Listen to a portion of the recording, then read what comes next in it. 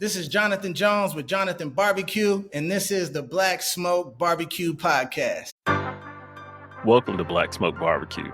We are a collaborative group that focuses on different aspects of barbecue from pitmasters from all across North America. Barbecue is a culture, and we discuss topics, ideas, and the methods of it on the Black Smoke Barbecue Podcast. Our mission is to spotlight those lesser-known content creators in backyard barbecue, catering, food truck operations, as well as the African-American experience in modern-day barbecue. Sit back, relax, listen, and enjoy the show. Ladies and gentlemen, we are live, and this is the Black Smoke Barbecue Podcast. I'm Brandon from BKC Cooks, and we have a very special guest today, y'all. But before we do anything, make sure you subscribe right here on YouTube and anywhere else you get your podcasts. Look for the Black Smoke Barbecue Podcast, and we will be there. We also have a Patreon, y'all. Get on over there, get yourself a membership. It is quite affordable. We cut up really hard over there. We have all kind of fun. We talk about all types of subjects and a bunch of stuff we don't do here on YouTube. So get over to Patreon, y'all. Support us, check us out. Trust me, you're going to have a good old time. And like I said, y'all, this is the Black Smoke Barbecue Podcast, where barbecue is not just the code we live by, it's the culture we embody. I'm going to introduce the guys we got here on the panel today.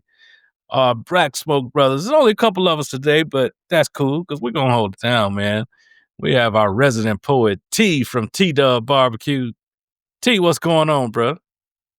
What's happening, man? Nothing much, man. How you doing? Man, I'm good, brother. I'm good, man. I meant to ask you the other day, how do you like what your Eagles did in the draft? I know y'all didn't have a whole lot to choose from, picking so low, but... It was decent, man. I think, we already got the tools we need from last season. Y'all don't need to beef up nothing. Yeah. I mean, you always want to beef up, but I think, you know what I'm saying? I think you're doing pretty good, man.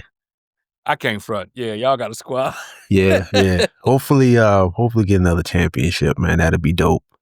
Well, I just hope that my Bears don't act like my Bears. That's all, man. They added a lot of stuff in that draft, man. Hopefully they can put something together, but I will not hold my breath. Yeah. The Bears is one of those teams that they have some good pieces sometimes, but it's management, brother. Doesn't quite. Trust me. I've lived it for the last 51 years. They always find a way to snatch defeat from the jaws of victory, brother. Yeah. It never fails. Yeah, man. Never fails. What you been cooking, man? Actually, I got a cooking last night. Uh-oh. Couple pieces of chicken. I'll get into it later. Or should I just go ahead and jump into it now? No, I'll get into it later. But a couple pieces of chicken, man, right after we wrapped up with recording yesterday. Yeah. There was some sunlight left. And I got one of those headlights now. Like a miner. Do you? Yeah. Is it like a rechargeable joint? So I'll be out there. No, the batteries haven't died yet, though. Oh, okay. Yeah, I'll be out there like a miner, have it down, and, doing my thing. I need to get me one of those. That's good stuff, man. Good stuff. Next up, we got Alton from the Dog Fathers Barbecue. Al, what's shaking, bro? Hey, we're back. That's right, sir. man. Hey, pod day, bro. I'm all good, man. I look forward to these days, man. So which slaughterhouse did you cook up today? See, what had happened was I didn't actually fire up a grill today, but I did hit up Restaurant Depot. Oh my goodness. So I got a little haul today. I got a little event to do this weekend. One of my friends is a longtime friend getting married. And so this weekend they're having like a joint bachelorette party type weekend type thing. So we're going to be out in a party bus, rolling around the hill country, going to vineyards, doing wine tastings and all of that. Okay. And then when we get back to the spot, man, I got some steaks to cook up for everybody. So I wanted to go pick up some steaks. And so while I was there, Brandon, I'm listening. We do this whole Argentinian cooking type thing. It's, it's kind of holding me tightly right now. So it's got you in a chokehold for sure. It's kind of got, both hands around my neck, stomping on me, But man, I had to go in there and I picked up some outside skirt steak, bro. So, I had to get that all cleaned up and get it all vacuum packed or whatever. And I got some meat that I'm going to throw on tomorrow. So we're going to do it up. Well, good stuff, man. Good stuff.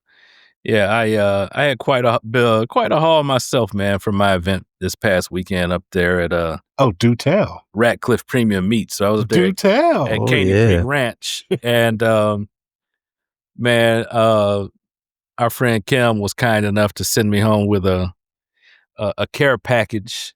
I took my big cooler, and brother, it was filled to the brim Oh, I hear that. nice. with I can't even be mad. I don't even have enough room in my freezer, man. brother. Well, I'll tell you nothing but the finest meats. Yeah. So I need to come to your house. That's what you're saying. Come on, man. We got a lot of stuff to cook. Hey, We got a lot we of can stuff do to it. cook, I gotta man. get can me a do it. plane ticket. T, you better come on, man. You better come on. Got to. I think we might need to bring our guest on out here too, man. Yeah, man. We need to get him out here and show him how we do it, man. Let's talk about our guest, brother. Let's get into it. Hey, y'all probably have seen this brother all over Instagram and everywhere else, man. He does amazing content and amazing barbecue, y'all. He was born in Nebraska, but raised in Arizona. And he's got this lifelong passion for the art of barbecue, and that's what we're here to talk about. So he started in content around 2015, and he's known as Jonathan Barbecue. And he does creative takes on traditional barbecue techniques and recipes, but he also shares all types of tutorials and tips. And what I like is he does a lot of behind the scenes about what he does as far as his grilling and smoking setups. And he's big on advocating for backyard barbecue culture, which y'all already know is near and dear to our hearts. But he is also a great storyteller and educator, y'all. I'm not going to draw this all out. We're going to get this brother on and talk about what he's doing, man. Everybody, this is Jonathan Jones of Jonathan Barbecue. Jonathan, thanks for coming on, brother. Thank y'all for having me, man. That was probably the best intro I've received in a long time, man. Hey, man, glad to do it. Glad to do it. I'm Hey. trying to live up to some of them kind words you just gave. Hey, man, you slide me $5, I'll throw a few lies in there too, bro. There you go. It's good to see you, man. How you been? Yeah, it is. Hey, man, I've been blessed beyond measure, man. Never too high, never too low, and I'm excited to spend a little space and time with y'all today, man. Man, we appreciate that. We appreciate it, man. So, what was the inspiration to get you started doing all this stuff on social media? Yeah, it's man, it's been a long journey, and I'm pretty sure, like everybody else, man, it's never the first idea or the first hustle that you thought you was gonna slide into. But when it comes to barbecue, man, like growing up as a kid, we always had cookouts, we always had barbecue. I have some really amazing women in my family actually that got down on the grill. My uncles and my pops too. So just growing up around the grill, man, and being excited to fire up charcoal, at a young age, and the communal aspect of folks coming together, and as time went on, and I started a family and got my first house, I wanted to create them same memories. You know what I mean? I was born in Nebraska, but I live in Arizona now, so I've been creating my own version of that here in the Southwest state, in the Sunshine State. And you have a successful cookout. You know what I mean? You take some of the learning lessons from all your family members, and you put your spin on it, and they make fun of you for putting your spin on it because that ain't Midwest barbecue how we know. And then my pops and his family, they are from Clarksdale, Mississippi. So it's a wild round of folks that I got that have been influences for me, and that's why I think sometimes when folks see the content that I do, I might be making tacos one day and soul food the next day, and just trying all these different types of recipes. And yeah, man, when I became a husband and a father and got that first house, I remember finding myself, going through YouTube University, right, and trying to find how to do certain things. And there's some good information out there, but my food wasn't looking the way, my grandmama and my uncles. It wasn't looking the same. It wasn't tasting the same. It was pretty, but it didn't have that that depth behind it. And throughout the years, I've been a student of the game, man. I'm still learning today. You know what I'm saying? Throughout the years, I've kind of honed, my style, and I go with what works. And I I've been blessed to be able to, do things my way. I see there's a lot of rules in barbecue, but I'm all about, breaking some of the rules or at least asking some good questions on, why they do this in this certain region and, things like that. And fast forward down the line, I've always been into media and videography by trade.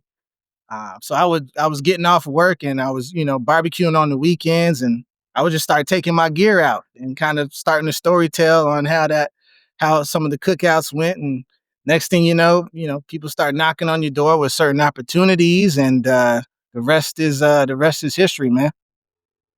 Yeah, man. Yeah, I think we can all relate to that, man. When you have all those influences like that, uh, what do you think really stood out to be your style? Because, like you said, you had influence from Mississippi, the Midwest, down there in the Southwest. Yeah. What do you think was the tipping point to say, okay, this is my barbecue? Yeah. So when me and my dad moved to Arizona, the amount of Hispanic and Native American cultures that is out this way, um, their cooking techniques and their side dishes, it just took my head off, man. I came, Nebraska, corn on the cob is good the way it is. You might throw a little char on it, but it's supposed to be sweet and it's supposed to, you know what I'm saying? So Yeah. coming out this way and just getting bombarded with all these, not even just food, like um, cultural and diversity, and seeing all these different colors and how we interact and how there's certain ways to move around certain parts of the city and certain parts of the valley. It really kind of crafted me to be able to, know how to move in certain situations and scenarios. And that's a life lesson that I've carried over to food too. So I was realizing, man, I really love these Southwestern flavors and dishes, but I really love the techniques of some of the traditional barbecue. I get a lot of inspiration from the Texas side of things, but I also know that that's not the end all be all, right? It's funny too. My mom's when me and my pops moved to Arizona, my mom's left Nebraska and went to Tennessee. So I was spending summers in Tennessee. And so now we getting a whole different version of barbecue. And now I'm saying, you know what? I ain't I ain't against these regions. Like I might prefer a certain style, one day of the week, and then I might, want to flip flop to a whole nother style. So realizing like there's no one set of rules when it comes to barbecue. You can kind of create your own rules, The things that I do and the content that y'all see from me, these aren't earth shattering, game changing things. It's just me saying like, yeah, well, if they do that up in in the Carolinas, what if we put a Southwest spin? Or what if we try, instead of using the base of that sauce, what if we use something like a salsa base and try to marry some of these flavors together? And I'll be honest with y'all, man, the success rate, I'm probably about 40-50% from the line. It don't go in. It don't go in every time. But the more you do it, the more you learn. And I try to pass that information on to folks that follow me and are part of the barbecue culture. Hey, just remember, bro, 30% get you in the Hall of Fame, man. So Sir. you all right.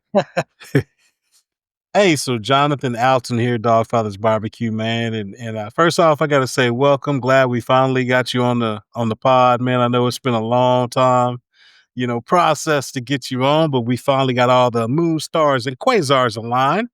But Right. welcome, man, welcome. And now it makes sense because I'm looking at, when I look at your IG and I see your reels and I see that personality, and now I see you because we've talked in chat before, but this is the first time I'm actually getting to meet you. It all makes sense. It's all coming to me now. You have a bubbly personality. You can, we can see your passion and that fire for what you do. And I'm gonna call you the OG since you've been doing this for a lot longer than we have. So I'm gonna call you the OG at doing, social media. But what I want to know is this, and for people out there that are listening that look up to you that may want to come, travel the same path. You've mastered that art of being able to get that personality across into your content, right? So, what is the key to being able to get your personality to come across and not, seem kind of robotic and not have anything behind what you do?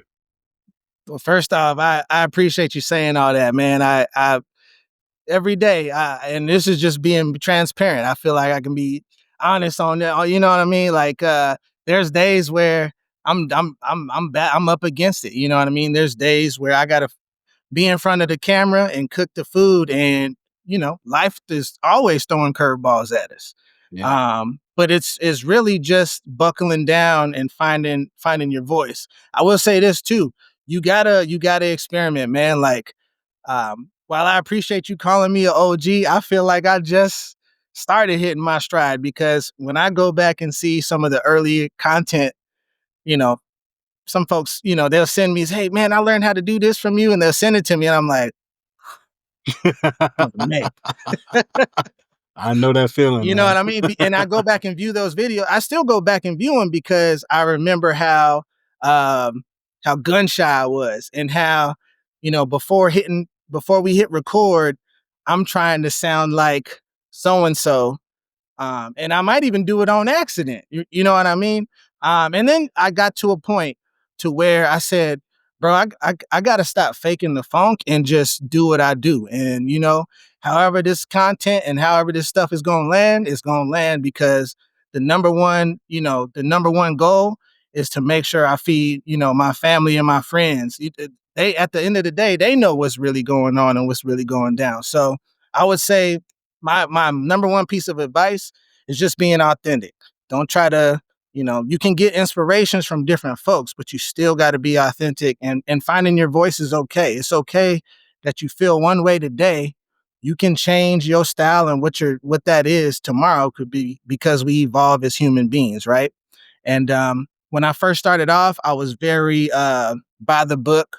I was very safe, even with my messaging and how I came across. Like, when I go back and see some of that stuff, I had that job interview voice on. You know what I mean? I had that let me stay here, look at the camera. And then you start to realize, the more you kind of like, work it out, massage it, and then you start stacking a couple wins, you can kind of become a little more comfortable. And I can't take the credit for it. I didn't, I wasn't strategically trying to test these things out.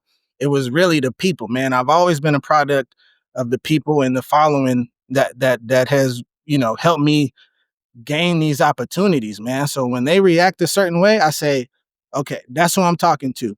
And, there's certain rooms and groups you know, I used to love to be a part of. But if that ain't for me, I'm supposed to be over here doing what I'm doing. And a lot of times that can come across as, man, you got some authentic, original, different content. Really, it's just me being me. So I would tell folks that's, trying to fall in that lane to do the same thing. You know what I mean? My kids got to come back and watch this stuff, years from now. And was I saying and acting how I really be? Or was I putting on the front? My mama be watching this stuff. I got aunts, uncles back home. They'll call me out real quick. They'll be in the comments on this stuff if I don't keep it a buck. So yeah, just keeping it authentic and 100% me. Dude, I love that, because I've always said that as well. When you get in front of the camera, you still got to be you, because if you try to put up a front, your viewers will see right through it. Yeah. And people don't want to get down, with somebody like that. They want you to be you. They come to watch your channel because of you. I mean, you face a lot of the different techniques and things that we do with different, cooks. A lot of it is pretty similar, right? But they invest time in you because of your character and, who you are. And man, I got to tell you, the comedic timing that you have with, a lot of the reels that you do, I really get down with. And as we were talking before we came on the pod, I'd said, man, you did that reel, where, you and your wife, you explaining about the grill and this and that and the other. And she just kind of like, it's kind of like with me and my wife, and we talk about, if you remember that movie, Remember the Titans. Yep. And what's the name? Little Hayden Panettiere, when she was a little kid, she was talking to Denzel's daughter about football, and she was like all into it and whatever. And the girl was like, Cheryl, I do not care. And that's like what we do with each other, And I'm telling my wife, what I'm like, and she'll say, Cheryl. I'm like, all right, I'm done. Let me stop. I get excited about it. But yeah, like I said, you've mastered that art of being able to get your character across to people, and people are gravitating to it. So now I want to ask you, what has been the hardest thing to overcome, as you started this whole social media journey? I think just patience, man. There's so many opportunities and the game of comparison too, man. Seeing certain folks get certain opportunities. You guys see the work and y'all see some of the brand deals and some of the partnerships. And there's times where, I'm like, come on now. Like, come on. I should have been done did that. You know what I'm saying? But the patience because and I'm gonna drop an exclusive on y'all here today anyways. Exclusive, exclusive. Here we But go. I before I go into that real quick. So here's a good example. We were doing a campaign run with a well-known automobile brand, right? And the opportunity was so big and it was so scary. And I found myself on a set. I'm never on a set. I'm in the backyard. I do this from the crib. It's family oriented. You know what I mean? I've been around sets, but I've never been the one on the set, right? Um, so I find myself on the set wearing these clothes that I'll never be wearing, delivering these lines that and it just felt like I was going up against the grain, and I wasn't stumbling over like delivering lines and stuff. I was stumbling over the food I was making. And this is a recipe that I make all the time. But because the energy wasn't right, it was throwing me off of my game. Um, Very appreciative. I thank God for that opportunity. But more importantly, I thank God for the opportunity or the awareness to walk away from that opportunity and say, hey, man, they don't hit me back. We all right. Because I don't want to be that version of myself no more. I want to be me. So finding those opportunities where I'm saying, how can I fine tune and get a little better? And then with that said, timing is everything because my family, my Oklahoma Joe's family, for the longest time, man, there's been these big barbecue events and things where I was staying home. What'd you say? I was staying home for them. And I used to kind of, when I see other folks get called up to do them, I'd be like, dang. I've been here this whole time. What's good? Say, holla at your man. Yeah.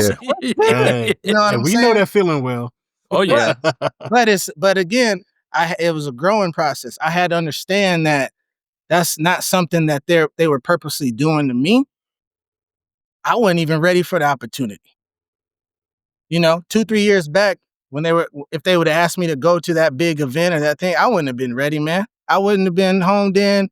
My messaging would have been off. What I wanted to convey to other folks that was going to be a part of that event, because I'm all about trying to change the narrative and speak for a certain an underrepresented community.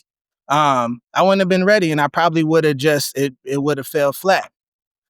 Fast forward now, we are going to be out there at Memphis in May. We are going to be on the Home Depot stage, and we are going to be up there with the front runners, with the founders, and it's about that time. So that's my exclusive, man. We're going to be out there with Oklahoma Joe's at Memphis in May for the first time. And while we out there, all my Memphis family and friends from when my mama stayed out there, we'll get to connect, and it's going to be a good old time, man. I can't wait. But again, it's about patience because there's a reason why, people come and go all the time. But I tell my family and friends all the time, man, the real is always going to cut through. And if you keep your head down and you keep grinding, you don't let things rattle you too much, them opportunities come up and now I can bust their ass, man. You know what I'm saying? Yeah. That's right. That's what's up. Yeah. That's what's up, man. I love it. Congrats on that, brother. Congratulations. Absolutely, man. Well deserved, brother. Appreciate that. One of the things I want to talk about is cookout culture. I can't remember because I had been following you before, but just one day the cookout culture just popped up. And I love that concept, man. Like I had that idea, like during COVID, I was like, it would be cool if I was to go around and hit up different spots. Like, where did you get that idea from? The idea came from this project that I was doing called Smoke and Hope. We used to go out, feed the community, give back to the community through the passion of barbecue. And we it ran its course. We did a lot of great work. We fed a lot of folks. Um, and so I found myself at this crossroads where I'm like, man, okay, we're coming out of that season of my life, but I still want to give back to the community. And you know how it is, man. I got a camera. I know food. So when I go and jam and introduce myself to some of these restaurant owners and small businesses, it's like a breath of fresh air for them sometimes. They know that I'm gonna take their vision and we're gonna do right by them. We're gonna give them a high quality story that they can share on their end. And so that was my way to say, okay, if we're done giving back to the community in this essence, how can we do that with the skill sets and the resources that we have available? And so when we came up with Cookout Culture, I said, okay, this is what we're gonna do. We're gonna because everybody runs around the businesses, right? We see it all Yeah. the time. They called foodies and and influencers and they I get it, man. And I know some of the behind the scenes stuff on that. And I'm gonna just say I like to do Cookout Culture in the right way. We go in there, we spend actual hard earned money. We don't ask for nothing. We literally want to give to these businesses. And where it all makes sense is while we're highlighting them, they're giving me information. I'm learning things. My viewers are learning things from them. I've had tons of folks that say, "Man, I seen that episode of Cookout Culture. When we come to Arizona, we actually going to go to them places and try them out." You know what I mean? So it's been a blessing to be able to give back to the community in that way. It ain't no. I'm gonna be real. It ain't like a Keith Lee effect. You know what I'm saying? Oh man, I like you. I like cookout culture better, man. The Yeah, vibe you provide is so dope, man. Especially when yeah. you We when get you to interact. Right, that's what I was gonna say. We get to go beyond just barbecue joints because yeah, we visit barbecue joints too. But if you sell coffee, I might pull up on you because what we like to do is highlight the business, show off what they're doing, and then take that to the backyard and put our spin on it in the barbecue world. So if I go to a coffee joint, I might come back with the beans, right? Grind them up, maybe you use that for the crust on our steak or implement it into the brisket rub or something like that. There's all different ways, and that's what the cookout is about, man. It's about pulling different inspirations and aspects. It's a cookout that everybody's invited to now, and it looks a little different. It looks more evolved. It's a growing thing, and the more opportunities that we get to highlight folks and love on some of these small businesses, we gonna do that. Dude, I love that concept, man. Yeah. Absolutely love that concept. Brandon and I have talked several times, about going out to different places. And we've made, a few trips out to different places and talked to folks, interviewed folks, and, gotten to know what they do and this, that, and the other. And being able to bring it back and kind of emulate it, in the backyard, man. I am absolutely, digging that, man. I love that. But man, let me ask you this. So you've been at this. I love the maturity level you display, because you said Hmm. that when it was, everybody else getting the call to go do this and go do that, yeah, we all naturally have that, well, why ain't that me? What am I doing wrong or whatever? And then you sit back and evaluate it and say, you know what, I ain't ready yet. I got to hone some things in and get ready. And so I'm not going to put words in your mouth. I'm guessing, but I'm going to ask, what's been since you started this whole journey, what has been the most rewarding aspect of what you're doing with this? I think for me, that's twofold.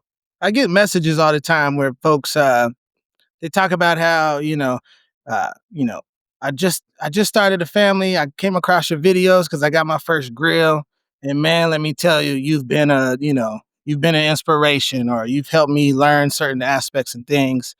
And man, I just remember being there, man, and wondering what my first smoker was going to be and going to these stores on my lunch break and looking at the smoker like, man, all right, I'm gonna come back for you. You know what I mean? And then going back to work and pretending to be at work and looking at videos and reviews on other models and trying to see how to modify them and tinker with them and all that good stuff. So when I hear that from folks that are a little younger than me, it's a great feeling, man.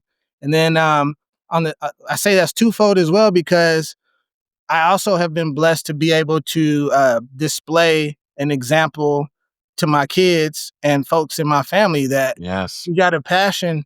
Man, you can really use your tools and your knowledge and your talents, not only to pay some bills, but also to do some good and to find creative ways to give back to your communities in some way, shape, form, or fashion.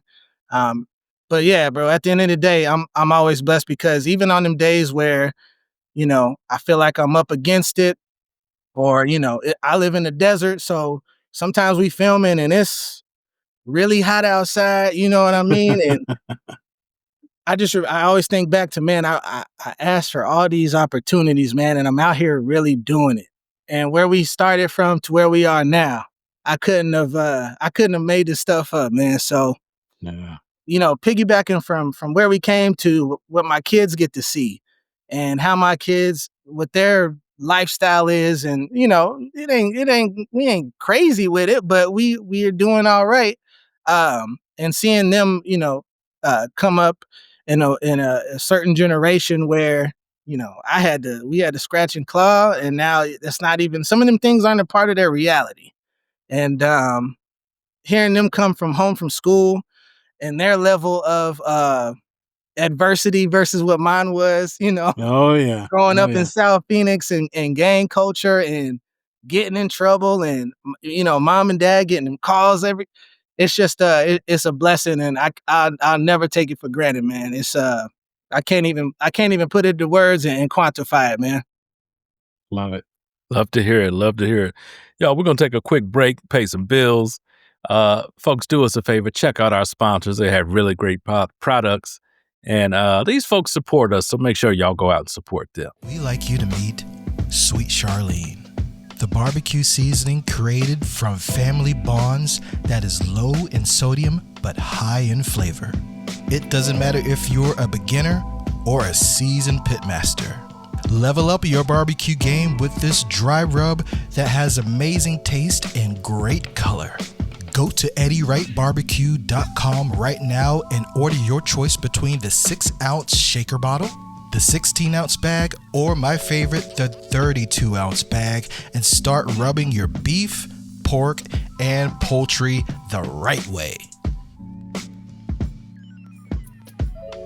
All right, y'all, and we're back. And so, Jonathan, we've been talking about cookout culture, but you got a new ebook, man, called Long Live the Cookout. Talk to us about that, bro. Yeah, long live the cookout, man. Thank you for asking. It's a short form ebook, and I just wanted to give back to folks that have supported me for so long. So I compiled, my top 10, most requested and most what would you call it? Not viral, but just well received, recipes, and we compiled it into a list. It's very affordable. And we put it out, and what I realized is people don't want all the merch and the hats and the shirts. They want that information and that flavor. So Yeah, man. Yep. Yes, sir. so yeah, and it's been amazing, man. The only thing, there's one thing I wish I would have did a little differently. On the cover of the ebook, my beard is gone. I'm always known for having a beard. Went through a phase, shaved it off, and instantly regretted shaving that thing off. My daughter let me know the most too, because when I had my hat over my face and I pulled it down, and her words were "ew." She said "ew," and I said, "Oh man, we growing it back tonight." But yeah, man, just being able to give back to the game. In the way, again, I'm a student of the game. You know what I mean? So all the books that I have on my bookshelf, I said, what's a small way I can, add some value to the game, and put a twist on things. And the ebook has been that. And I love the saying that we came up with a long time ago is long live the cookout. You know what I mean? A lot of when COVID happened, we saw that shift, right? Everybody stay home, Oh went a whole yeah. lot of cookouts again and went in Got it. communities. But even in that, and if you go back to my 2020 content, even in that, we was going live and we was cooking together on the live and we was trying to get together on these Zoom calls and stuff like that. And that's when I said, you can't kill this, man. Long live the cookout. It's forever, man. This thing's back. Y'all know what it is. This dates back to the primitive days, man. About coming together. So that's why I definitely wanted to put that on the ebook, and it's also on some other additional things that we're gonna be offering too. Good stuff, Yeah. man. But yeah, we always say around here, barbecue is a great unifier, brother. You know, you light a fire and get some meat over some coals, man. Ain't a whole lot of problems that won't get solved, or at least pushed to the side for a little bit, you know? I wish some of them up there in DC would understand that and just get some pits out there, man. Man. Whole another subject. Let's get off. Yeah, Let's get let's off. move on from them jokers over Hey, there. but speaking of cookouts, right? Remember how I told y'all I did a cook last night? Well, I had this cookout dust. Uh-oh. Brother, when I tell you this is some fine stuff, like, you know how sometimes you get a rub and you may have to add something to it to kind of, I mean, it's packed full of flavor. My wife loves it. I mean, I can't wait to use it again. What was the brainchild behind this rub? And one of the things I like about it is it has no MSG and it's gluten-free, which is very important. And that's another thing that makes it impressive because a lot of people put accent or MSG in their rubs and that kind of gives it flavor, but you don't have it in here. That's right. So cookout dust, man. I have my bottles ready too, man. Cookout dust, man. That's So when I started content creation, my goal is, hey man, if I can get these folks to send me some free rubs and some free products, and you know that you know you don't know where this thing is going. You know what I'm saying? And then throughout the years, people have always been, family members and friends and followers always said, man, when you gotta, you gonna have a seasoning or a food truck or what's the, you know what I mean? And it's just like, man, on my own race, own pace, right? And then a couple years back, we're filming this video, and I'm dusting the meat with this seasoning, this particular seasoning, and it's good. But every time I dust the meat, I always have to add some extra, right? So Cookout Dust for the longest time was a concoction of 5 different things that I always have on my go-to in the pantry.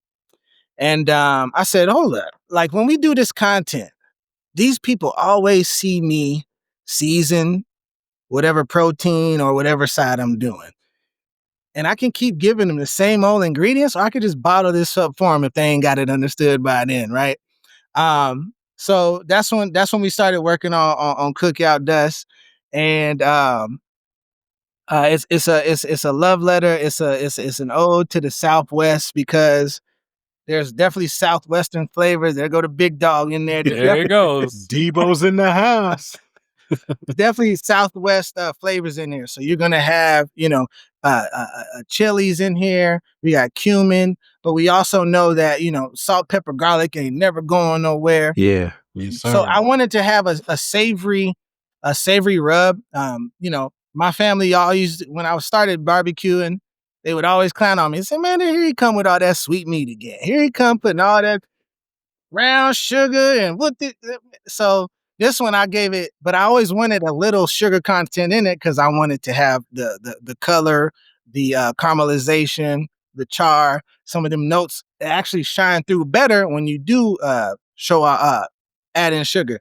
And then with the MSG and the no gluten, that's one of them things where I was never one of them guys, man. And then you pop out some babies, and you get married and you pop out some babies, and their dietary restrictions force you to get creative and say, okay, if I can't use my accent no more, we're gonna have to formulate something that, I could put on here and they can eat, but I could still be, happy chewing on, right? So with Cookout Dust, that's just what we did. With the artwork, it's an ode to one of the black cowboys back in the day. So you'll see a black cowboy on Yeah. there. This I love the labels, we got the artwork right now. The labels, he did come out a little. He did come a little high yellow. You know what I'm saying? We What's wrong with reworking. that? What's wrong with that, bro? Ain't nothing wrong with that. You know I had to do that to you, Brandon.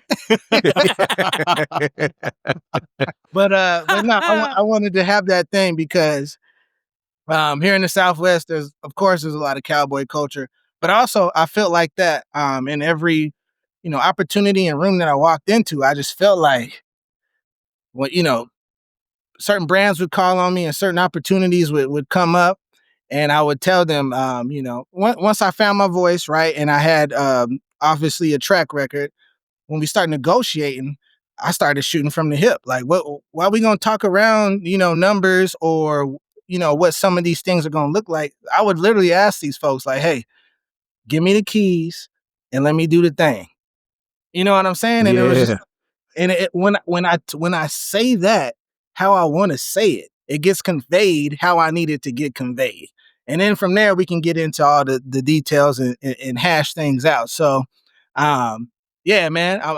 We Southwest, we wild boys out here, you know what I mean? We shoot from the hip, and that's where the artwork from Cookout Dust came into to fruition. Yeah, it's some fantastic stuff, man. Um, yeah, you really knocked it out of the park with this one. Like I said, you don't need anything, not even extra pepper or none of that. I mean, it's right on target. Appreciate that. And you can use it in multiple ways, right? If you want to punch it up for pork, you can definitely add a little more sugar content, right? Um, but also too, like I'm seeing folks, I'm reposting some of these posts where folks is using on a regular weekday cook, inside the house. And you can do that too because of the range that it has. And of course, later down the line, we'll introduce some more flavors and more things to the line. But right now, this is my all-purpose, my go-to. If there's one season I'm gonna put on everything, it's gonna be this. Well, I'm gonna get my order in, man, was because about I to don't say. have that yet. So Yeah, I'm gonna have to cop me a bottle of that, man. yes, There sir. we I'm go. gonna have to do that. Yeah. Hey, but let me ask you this, man. Almost a year ago or so, you did a direct heat brisket cook, Yes, sir. right? And first, I got to ask you, what was the cooker you were using for that? That was a brand called Los Cookers out of Okay, okay, California, custom built. I needed gotcha. it. I needed it to be what I needed it to be, and they drove it all the way down from California. And man, when that thing came off the truck, that was the first time I realized what y'all big dogs in barbecue be dealing with. I said, oh, I can't just we can't just move that through the side gate. Oh no. Oh, I needed a and then the weight. So in Arizona, the landscape front yards is more like a lot of rocks, right? So Yeah. you can't even roll the joint through the rocks. So I had to go to Home Depot, buy a bunch of plywood, Yep. roll it one section, put another one, roll it down the next section. That thing is not moving no time soon, man. I hear you. I hear you. It reminded me of I was in some talks with a company before. I was looking at that, and I thought maybe that's what it was. But it's a great looking cooker, man. But so you did the direct heat. Now that's one thing I haven't done yet is a direct heat brisket. Now tell everybody because I know it's a different flavor, Oh yeah. than putting it on a smoker. And people, I think most people are accustomed to having that deep, rich smoke, whether it's pecan, oak, hickory, whatever it might be. And you're not getting that. You're getting a totally different flavor profile. But I have to do, before I give it to you for you to talk about it, the bark on it looked absolutely phenomenal. The smoke ring on it looked phenomenal. You killed it. So go ahead and explain to everybody about that flavor profile, though. Yeah, the flavor profile, like you said, man, the bark was definitely there, right? We're not grilling it, but we're definitely cooking it at a higher temperature and being very aware of the grate where it sits at, where your fire source is, how rapid and hard that fire source is running. A lot of folks didn't know too that On that cook, I also use one of the cardinal sins of barbecue and brisket, mesquite wood. Oh yeah. And so a lot of folks would hear that and they'd be like, ain't no way that's going to be, but real quick, flavor profile, man, good char. It almost had like a tri-tip / tomahawk steak beginning until you get into the middle of that brisket, and then it felt like you was back home, right? And Okay. that's an ode to the rest. That's an ode to giving it enough time for the fats to render down. But back to the mesquite is, we had it, on this type of cooker, you can get that fire built really low, right? But you still got to be aware of the fact that, them flames is going to kick up and fats is going to Yeah. hit the coals and come back up. It smelled phenomenal and it looked great at what? Hour two? Hour two, it was looking like a darn, like a what they Yeah. call it, alligator head. You know what I mean? And then in that video that you're talking about, I even said it. I was like, whoa, we getting a little rapid over here, man. But you stick to the guns. What we did do is, after we got up to, I can't remember the temperature because it was well above 160, but we got to the point where he said, okay, we're going to boat it. You know what I mean? And then so that obviously helped with, protecting it from getting too much char on it. And then, yeah, we did have some burnt ends too. You know what I'm saying? Like, I'm not going to front, like, you're going to get that with direct heat. But while you can't turn that in for a competition, and while it might not take the best pictures, everybody's feedback was, man, that brisket you did that time, that offset is cool. But that one you did that time, they love the flavor because it's just so different. It's so rich. The fats dripping down and coming back up and kissing the coals and the whole neighborhood smelling it. It just adds to that flavor profile. We had onions down in the fire too, just because I was like, shoot, if we rolling, we might as well wake everybody up with Hell it. yeah. For sure. Take it back to the old school.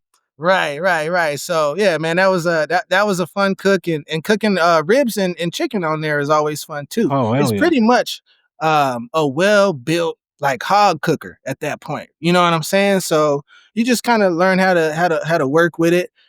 Definitely was checking on it a lot more. Lots of one thing you would never do on an offset is flip a brisket, right? I Right. think I turned that brisket maybe 6 to 8 times during that You whole got to cook. do it. Yeah. Mhm. Yeah. Just to keep it going. So, but just trying new things. And again, I knew when I put that out there, I was like, man, they're gonna come from my head. Oh man. But you know what? What was great about that is, I've always said, you said earlier that there's certain rules to barbecue, whatever. I've always said, dude, there's no rules to barbecue. Have fun with whatever you do, right? And I think that a lot of people get stuck in, oh, well, I have to do it this way. Well, why? Well, because so and so said I have to do it. No, man, you got to get out there and experiment. You're gonna only difference between, say, me and a lot of people that may be watching or listening is I maybe ever ruined more briskets than you've ever cooked. There you You go. know what I mean? And it's Yep. because you have to get out there and practice and play with things and push the boundaries. Who says I can't make it work this way? I'll show you I'm going to do it this way, and we do it that way. But that's one cook that I've always said I'm going to do, and I haven't done it yet. You And gotta I do saw it, man. yours. Yeah, man. I just did one on a rotisserie a That's few weeks fun, ago. too. And that was, man, that joker. Ooh. When did you happen to do that one, brother? Oh, that might have been about that time you was off in the islands, brother. Jonathan, he has a track record of doing all the cool shit when I'm out of town. Yeah, We only live 20 minutes from each other. And so he always waits to do all this cool experimental stuff when I'm nowhere to be found. But See, he you know what it is? punches. Hey, what it is Brandon go places and take off and do things where I know I can't do it. So when he's gone, okay, I'm gonna show Brandon. That's the payback. Motivation right there. Right. Stay home sometimes. Now, we're talking about this direct heat brisket. And and I want to correct you, Al, about there not being, there's 2 cardinal rules, brother. So I'm going to disagree with you here. Mine is 1, don't serve bad barbecue. Like, we all going to screw stuff up. That's true. That's true. Don't be so proud that your horrible mistake is not a horrible mistake. We all screw up. Don't serve bad barbecue to people. And 2 is don't boil ribs. I'm sorry, man. I don't care what nobody says. Don't do that. That's not barbecue. That's stewed meat. Hey, what It's about an stewed. oven? You can finish in the oven as long as you smoked it.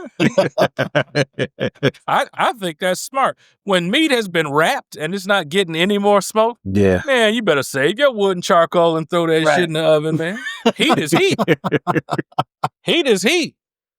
Now, if it's out in the open and you haven't got any smoke on it, hell, you better leave that joker in that pit. But that's neither here nor there. I have to get out a gripe about once a show, John. So pay me no I mind. feel it, man. But now, like, with that direct heat cook on that brisket, brother, that required a lot of time, attention, and dedication. And I think that's a testament because no brisket cook is an easy cook. Like, you're tending a fire, you're watching. But man, a direct heat cook, brother, for people who may not understand, can you explain like the time, attention, and dedication it takes to do that? Yeah, you gotta buckle up and be ready for the long haul. I mean, because especially on a direct heat cooker, the way your fire starts out is going to, it can make your life easier once you get in the hour 2, 3, when stuff starts kind of getting, because you're gonna have temperature spikes and things like that. So you got to be locked in, right? And I know a lot of times it can be hard to be. You say I'm locked in, and then you find yourself at 3, 4 a.m. Half stepping, skipping things, forgetting stuff. So what I did is I said, hey, I got to make life as easy as possible. So why would I wait to start my cold bed and stuff? So I had the smoker ready to go, right? I had my cold bed set up. It just wasn't fired up. So that I knew when I wake up, the brisket was already pre-seasoned. It was just sitting in the fridge, just kind of out. And then I had all my wood my coal lump charcoal stacked up in a pyramid, ready to go. I'll touch on that too. And so all I had to do was wake up 4 a.m., turn on the fire and get it going on that bed of coals. And then once that as that's getting up the heat, I'll find my way. So, but what I did learn on that cook is I did that whole cook with a bottom layer of lump charcoal, right? Shout out to Cowboy Charcoal because they foot the bill on all that. Because I would never recommend. So at that point, go ahead and just get some wood, dog, like straight up. Because I went through bags of it just to get it started. You know what I mean? And so going through that, I kind of know, and you over time you learn too, right? Like I know these lump charcoal is going to burn so fast and quick. Briquettes are a little more, subtle and stable. So I knew I just want to use these to get things rolling. Got things rolling. Hour 1 is always, you start feeling yourself. Hour 2, okay, I had to throw on a log or something. And then 3 hits, and you're realizing I'm doing a direct heat brisket. I don't, the bottom might start charring, but I got to start adding more fuel to this pit. It's going to pick up. So just I know like, hey, if my temp is going to spike, I might as well go up in there and turn this brisket, right? At least I ain't going to burn the side that's, been cooking this so far. So just knowing that and going off of intuition too, like direct heat is not like an offset where if I open that lid for a certain long time, I'm going to lose a lot of leg work on what I've been building. You know what I mean? Direct heat, literally, it's direct heat. So Yeah. Close that back down. We right back up to temperature. But just knowing, hey, man, like this ain't, this is like a every 30 minutes, go look at it. You know what I mean? Even when I had to go to the stove, I had my wife on the FaceTime, just like, hey, just tell me what the temperature is. Because the minute I know it starts dipping, that's when we need to go ahead and start adding some more splits.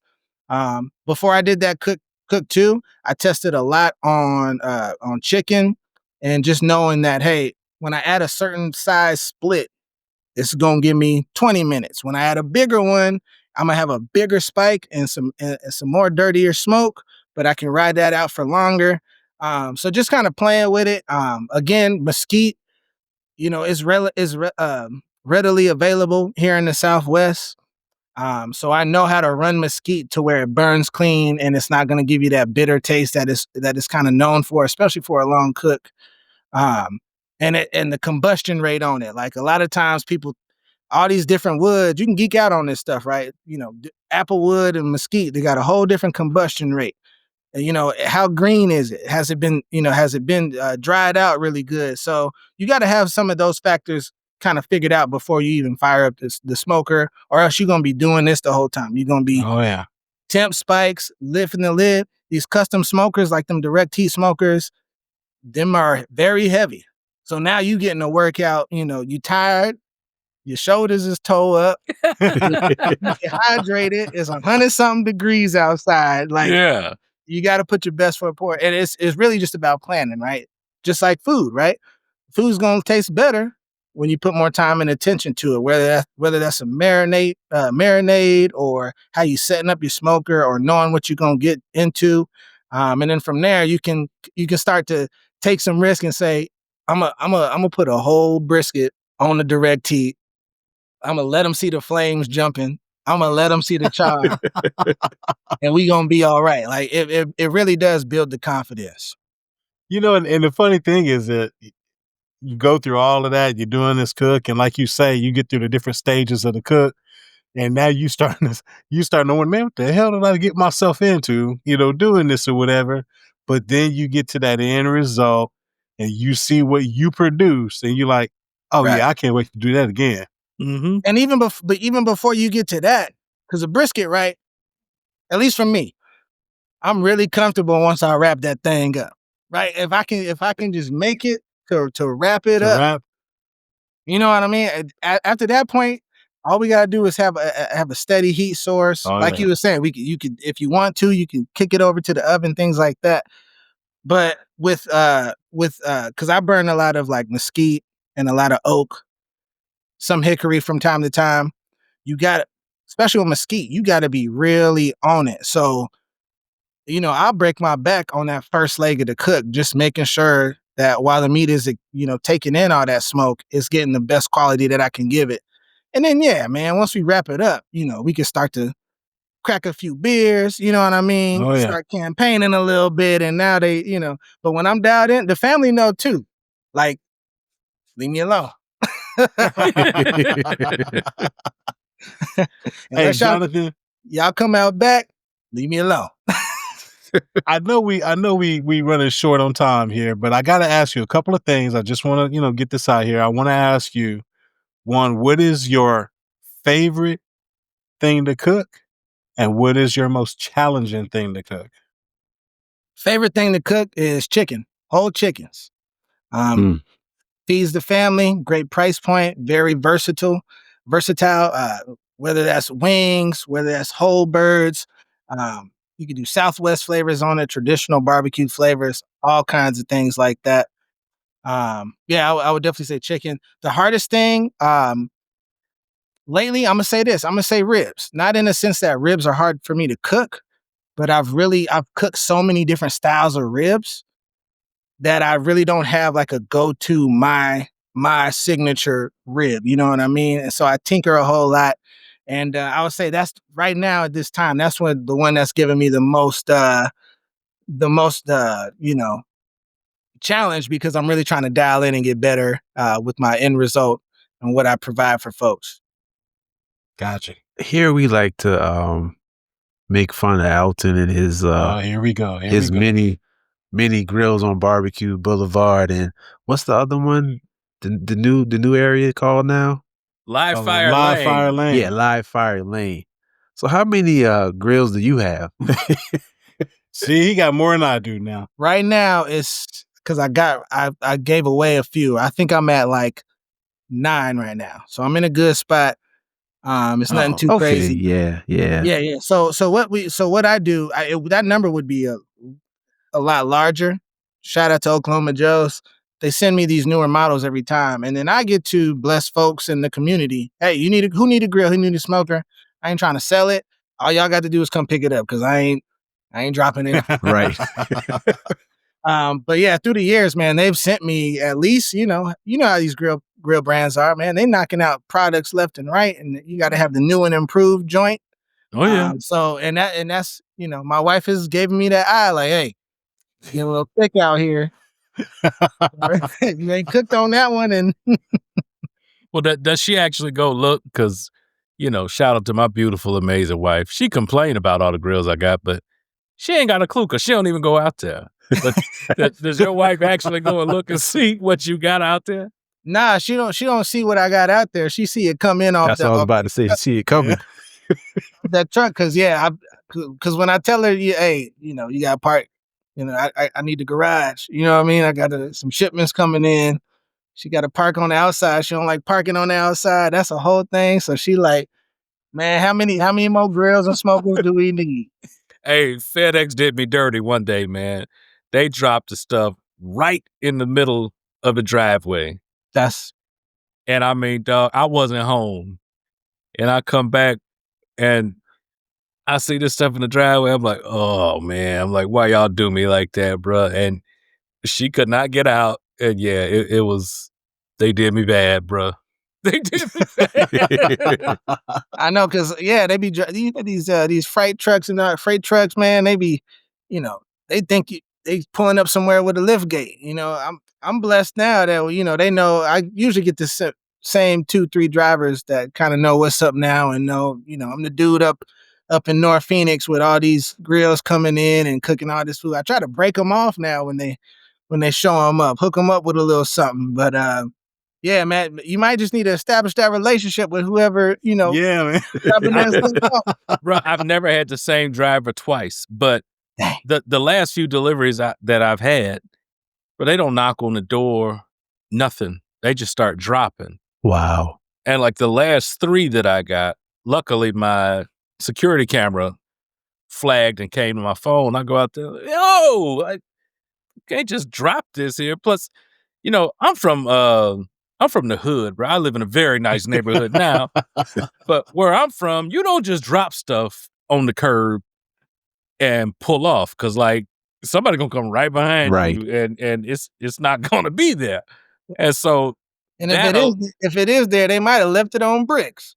Yeah, you'd be sitting there with some empty boxes. So yeah, all that just, man. I don't know. We'll get it together one day. But man, yeah, where did our time go, man? I know, man.